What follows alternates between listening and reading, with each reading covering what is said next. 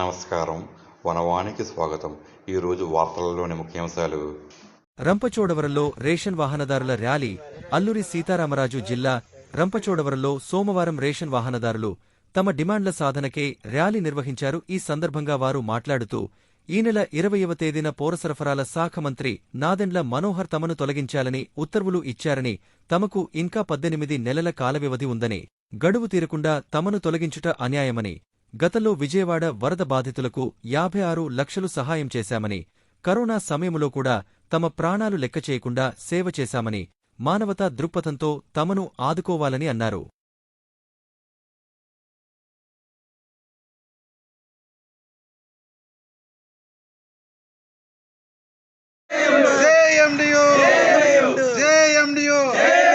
సమీక్ష యూనియన్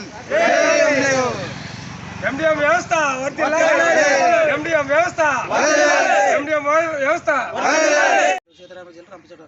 అల్లూరు సీతారామరాజు జిల్లా రంపచోడవరం డివిజన్ నుంచి మాట్లాడుతున్నానండి. నేను ఎండియూ ఆపరేటర్ అండి. నా పేరు కుందం రామదాసు. నేను గత 4 సంవత్సరాల నుంచి ఎండియూ ఆపరేటర్గా పనిచేస్తున్నానండి. అలాగే మాకు మినిస్టర్ గారు అర్ధంతగా మనోహర్ గారు మాకు 20వ తారీఖు రైస్ వెహికల్ రద్దు చేస్తున్నామని చెప్పారు సార్. దాని నిమిత్తం మేము ధర్నా చేస్తున్నాం సార్. మాకు ఇంకా 18 నెలల అగ్రిమెంట్ ఉంది సార్. అప్పటి వరకు కొనసాగించాలని కోరుకుంటున్నాం సార్. అలాగే మేము విజయవాడ వరద బాధితులకి సాయం చేశాం సార్. అలాగే విజయవాడ వరద బాధితులకి ఒక 56 లక్షలు మా ఎండి ఆపరేటర్ తరఫున మేము ఆర్థికంగా ప్రభుత్వానికి ఇచ్చామండి. మా కరోనా టైంలో కూడా మేము ప్రాణాలు లెక్క చేయకుండా డ్యూటీ చేశాం సార్. మా సేవలను గుర్తించి మాకు ఇంకా ముందుకు నడిపిస్తారని ప్రభుత్వం అనుకున్నాం సార్. అర్థంతంగా ఇలాగ మాకు తీసేయటం వల్ల మేము రోడ్డున పడుతున్నాం సార్. మాకు అల్లూరు జిల్లాలోనే 221 వెహికల్స్ ఉన్నాయండి. వాటికి ఆనుకొని హెల్పర్స్ మొత్తం 500 మంది కుటుంబాలు ఉన్నాయి సార్.